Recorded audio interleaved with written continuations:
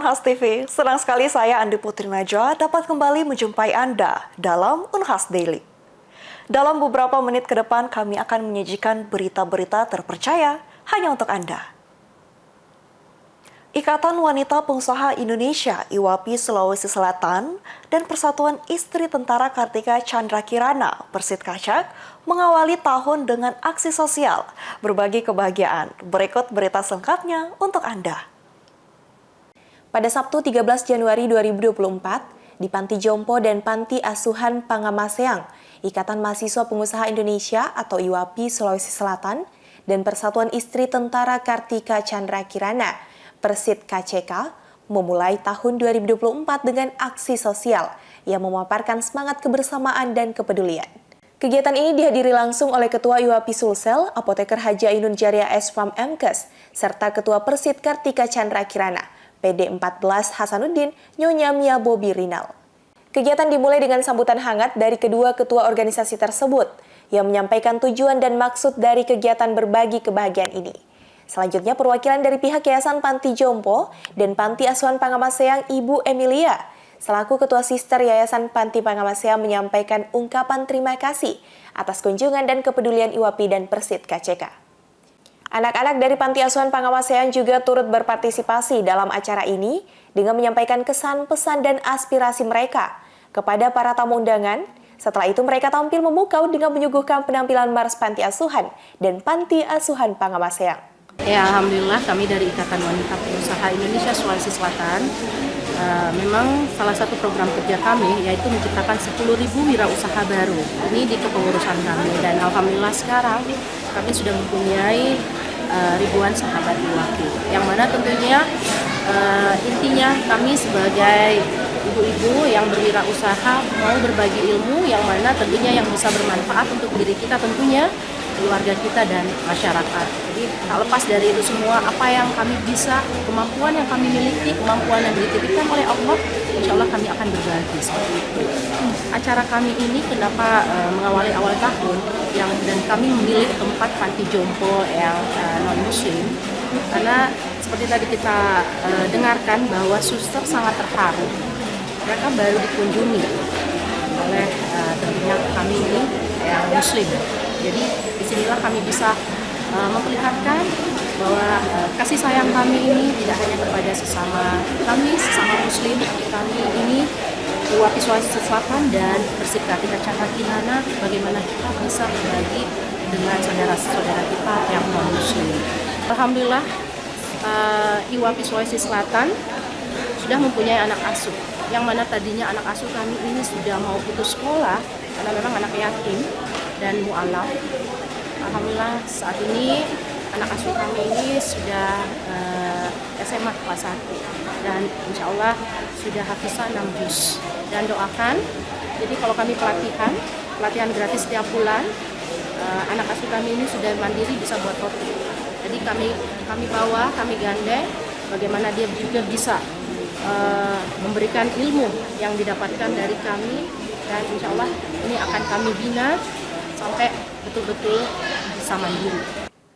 Ketua IWAPI Sulawesi Selatan dan Ketua Persit-KCK PD14 Hasanuddin dalam kesempatan tersebut mengungkapkan rasa bangga bisa berbagi kebahagiaan dengan masyarakat di Panti Jompo dan Panti Asuhan tersebut.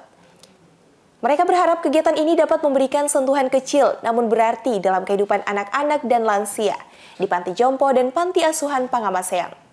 Memang kita tidak bisa mengikuti sampai yang besar, tapi alhamdulillah dengan begini mereka sudah memberikan kebahagiaan.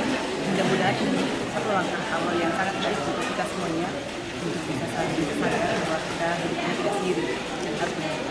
Saya sangat luar biasa, saya melihat suster dan para perawat yang merawat di sini, mereka sangat percakapan, mereka sangat baik sekali, sangat perhatian kepada para ibu-ibu yang bapak yang sudah di kursi, sehingga mereka saya tanyakan kepada mereka sangat betah di sini, mereka sangat nyaman. Itu semua tanda bahwa mereka dirawat dengan sangat baik. Untuk berbagi ini tidak hanya di Jompo, beberapa saat yang lalu juga IWAPI sudah melaksanakan kegiatan pada anak yang berkunjung dan sebagainya. Nah, mungkin untuk programnya sekarang kita menuju ke salah satu yang bisa berbagi dengan Ya. Suasana penuh kehangatan di mana Ketua IWAPI Sulawesi Selatan dan Ketua Persid KCK PD14 Hasanuddin berfoto bersama anak-anak dan penghuni panti. Kebersamaan ini menjadi bukti nyata bahwa kepedulian sosial dapat membawa kebahagiaan bagi semua pihak yang terlibat. Nabil Tamam, Unhas TV. Debat calon presiden ketiga pemilihan umum 2024 memang menuai banyak kontroversi. Berbagai pernyataan para calon presiden menjadi sorotan utama yang mengundang kritik, baik dari akademisi maupun masyarakat umum. Namun menurut sebagian besar masyarakat, hal yang menjadi inti pembahasan debat adalah kinerja dari calon presiden 02 yang saat ini juga menjabat sebagai Menteri Pertahanan Republik Indonesia. Berikut berita selengkapnya untuk Anda. Calon Presiden Republik Indonesia Prabowo Subianto kembali menuai serangan dari kedua capres saingannya dalam debat yang disiarkan langsung di televisi beberapa waktu yang lalu. Kedua capres tersebut terlihat seakan bersatu menjatuhkan peluang Prabowo untuk menang. Para capres diuji untuk topik pertahanan, keamanan, hubungan internasional, dan geopolitik. Hal tersebut merupakan topik-topik yang akrab dengan Prabowo, yang sudah menjabat sebagai Menteri Pertahanan selama hampir 5 tahun. Namun tetap saja hal itu tidak menghentikan kedua capres lainnya untuk mengkritisi kinerja Prabowo di Kementerian Pertahanan, termasuk menudingnya salah dalam pengolahan pengadaan alat utama sistem senjata atau alutsista. Berbagai lontaran kritikan yang dilayangkan oleh Capres Anies Baswedan dan Ganjar Pranowo kepada Capres Prabowo Subianto. Bahkan tak sedikit menanggapi bahwa hal tersebut menyinggung masalah personal, seperti pernyataan tentang kepemilikan tanah Prabowo. Berbeda pendapat dengan sebagian masyarakat, akademisi Universitas Hasanuddin turut berkomentar mengenai debat ketiga capres yang disebut dominan membahas kinerja Menhan. Iya, debat ketiga ini memang dari awal itu pemberitaan di media banyak kemudian yang memframing bahwa yang diuntungkan adalah Prabowo, ya, dan pasangannya, dan cenderung akan membuat kerugian bagi capres-capres yang lain. Kenapa? Karena materi ini adalah materi yang sangat dikuasai Prabowo terkait pertahanan, globalisasi dan segala macam. Jadi memang muncul framing bahwa ini untuk memberi kredit kepada Prabowo, gitu ya, memberi keuntungan pada Prabowo. Tapi dalam prakteknya kemudian ketika kita lihat debat kemarin, justru kan Prabowo kemudian menjadi sasaran pengeroyokan, ya, dikeroyok oleh capres-capres lain, dan justru itu bukan menjadi sebuah kekuatan tapi menjadi kelemahan karena kemudian banyak kebijakan-kebijakan Prabowo yang diambil terkait misalnya food state, lalu kemudian pembelian alutsista, ya, dan kemudian keamanan cyber dan segala macam yang justru berbalik digunakan sebagai alat untuk menyerang Prabowo, gitu ya. Jadi persepsi awal itu kemudian berubah, ya, bahwa ternyata pada proses ini Anies maupun Ganjar justru mendapatkan keuntungan untuk menguliti kebijakan-kebijakan Prabowo yang strategis tapi juga mengundang perdebatan dalam opini publik. Contohnya misalnya pembelian pesawat bekas dari Qatar, ya, yang dikatakan Anies 700 triliun, ya, padahal sudah diklarifikasi itu cuma 12 triliun dan berapa. Tapi itu kemudian mengundang polemik, dan itulah yang dikelola dalam konteks debat. Sebenarnya kan kadang-kadang ada yang disebut dengan card stacking, gitu ya, menumpukan fakta dengan sesuatu dengan opini, sehingga kemudian seakan-akan itu menjadi sebuah kenyataan, dan ini pengaruhnya luar biasa terhadap orang. Banyak orang percaya bahwa memang kemudian Prabowo menghamburkan uang 700 triliun untuk hal tersebut dan segala macam, walaupun sudah dibantah oleh Prabowo.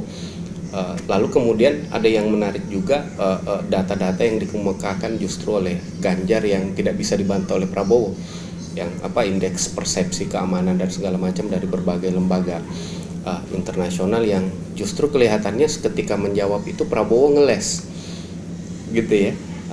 Jadi kalau kita lihat overall sebenarnya di debat kemarin itu Prabowo kalah total.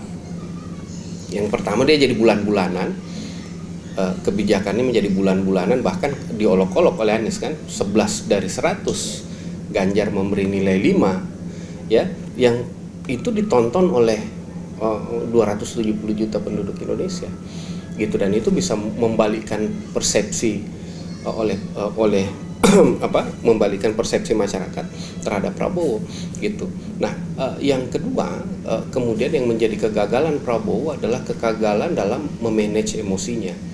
Kita lihat sekali bahwa di debat itu baik Ganjar maupun Anies sengaja mengeksploitasi aspek-aspek personal Prabowo kemudian untuk memancing emosi Prabowo. Misalnya Anies bilang Pak Prabowo punya tanah 340.000 hektar, sementara setengah dari prajurit Indonesia tidak punya rumah, gitu ya. Dan itu juga kemudian ditimpali oleh Ganjar, dan itu kemudian membuat Prabowo lebih emosional dalam menjawab dengan sebutan profesor, tapi dengan nada yang satir, muncul istilah omon-omon dan segala macam, which is itu kemudian tidak menjelaskan atau tidak memberi jawaban-jawaban yang memuaskan terhadap pertanyaan-pertanyaan dalam debat itu, tapi kemudian yang muncul hanya jawaban-jawaban emosional. Dan saya rasa Prabowo tidak banyak menjawab pertanyaan-pertanyaan secara mendetail untuk menjelaskan posisinya, posisi kebijakan yang dia tawarkan dan segala macam.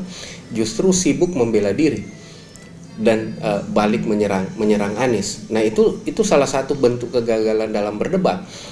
Menurut saya akhirnya publik tidak tahu Prabowo mau apa 5 tahun ke depan dalam konteks pertahanan keamanan. Prabowo tidak banyak membahas strategi pertahanan 5 tahun ke depan, kecuali di 5 menit pertama mungkin ketika dia dipaparkan visi misinya, tapi dia tidak bisa mengelaborasi visi misinya karena sudah keburu tersulut emosi gitu ya. Dan yang justru kemudian Dosen Politik Universitas Hasanuddin, Andi Aliar Munanto SIP MSI, menyebutkan bahwa saat debat kemarin, Capres Prabowo Subianto terlihat tidak menempatkan diri sebagai calon presiden, melainkan lebih sebagai Menteri Pertahanan.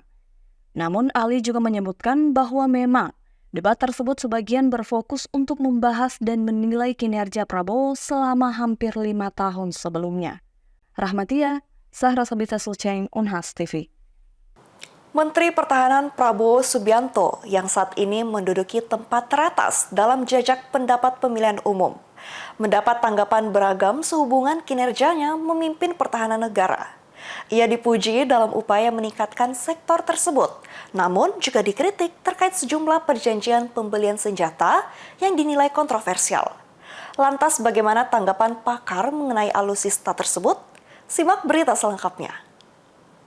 Pembelian alat utama sistem senjata Tentara Nasional Indonesia atau kerap disebut alutsista TNI juga menjadi bahan yang sangat dibahas dalam debat Capres ketiga. Bahkan Capres 01 Anies Baswedan dengan tegas mengatakan bahwa pembelian alutsista bekas tidaklah tepat. Berbagai perspektif dan tanggapan pun muncul di media.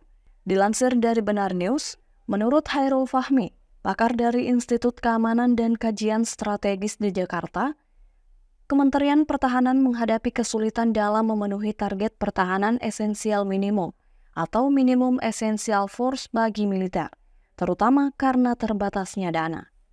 Menurutnya di masa Menteri Pertahanan Prabowo Subianto, upaya akselerasi dilakukan dengan serius dan memiliki acuan master plan dan business plan. Fahmi bahkan mengklarifikasi bahwa hal tersebut tentu terlalu dini untuk diklaim sebagai prestasi, tapi setidaknya bisa dilihat sebagai awal yang positif. Pro kontra alutsista bekas pun turut dikomentari oleh Dekan Fakultas Ilmu Sosial dan Ilmu Politik Universitas Hasanuddin, Profesor Sukritama. Yang perlu kita lihat adalah isunya, ya. Isunya, memang isunya itu kan diwacanakan sangat terkait dengan Capres nomor 2 ya, karena kan saat ini menjabat sebagai Menteri Pertahanan. Tapi jangan lupa Capres nomor 3 juga wakilnya kan adalah Menko. Menko Polhukam ya, artinya kan juga bagian dari itu. Di Capres nomor 1 meskipun tidak terkait langsung, tapi Pak Muhaimin kan adalah anggota DPR tentu tahu betul kebijakan-kebijakan itu, dan Pak Anies Baswedan adalah orang yang juga paham hal-hal seperti itu meskipun tidak secara teknis. Memang kalau kita bicara ini kan ada keyakinan di beberapa pihak, terutama TKN ya, tim nomor 2 ini meyakini bahwa itu adalah hal yang akan sangat mudah buat Pak Prabowo karena itu adalah sehari-hari. Tapi barangkali ada yang kalau kita melihat tadi malam, barangkali itu permasalahannya adalah banyak pertanyaan yang tidak terkait dengan aspek yang sangat teknis. Pak Prabowo mungkin menguasai aspek sangat teknis, misalnya ukuran pesawat, lamanya pesawat, daya jangkau pesawat, ukuran senjata dan seterusnya, misalnya tuh masa pakai alutsista misalnya. Iya, tapi pertanyaan kemudian kan dikaitkan tidak hanya sekedar aspek teknis. Tata Rima disinggung mengenai pembelian alutsista bekas tidak tepat. Calon Presiden sekaligus Menhan Prabowo Subianto mengklaim alutsista bekas merupakan keputusan yang tepat. Prabowo secara lugas mengatakan bahwa dunia pertahanan, alutsista bukan masalah bekas atau baru, namun usia pakainya. Bukan hanya itu, urgensi pembelian pesawat bekas Mirage 2005 merupakan solusi realistis untuk mengisi kekosongan di interval waktu menunggu pesawat tempur baru datang. Yang sebelumnya sudah dilakukan pengadaan 42 unit Rafale F4 dari Prancis, namun membutuhkan waktu untuk masuk ke garis produksi. Selain itu, Wakil Presiden ke-10 dan ke-12 Republik Indonesia Yusuf Kala dalam wawancaranya dengan media memiliki pandangan tersendiri mengenai belanja alutsista, khususnya pesawat bekas. JK memandang ada dua aspek yang mesti diperhatikan, yakni usia dan jam terbang. JK menilai usia pesawat pasti mempengaruhi teknologi yang diadopsi dalam alutsista. Selain itu, JK juga menyoroti soal harga pesawat bekas. Menurutnya bukan soal bekasnya saja, namun harga beli barang tersebut juga menjadi pertanyaan dan pertimbangan berbagai pihak. Apakah hal tersebut pantas atau justru memeras? Rahmatia Taslia Ramadhani, Unhas TV. Pemirsa, berita tadi sekaligus menutup perjumpaan kita hari ini. Terus saksikan Unhas Daily hanya di Unhas TV. Saya Andi Putri Najwa mewakili kru yang bertugas pamit undur diri dan sampai jumpa.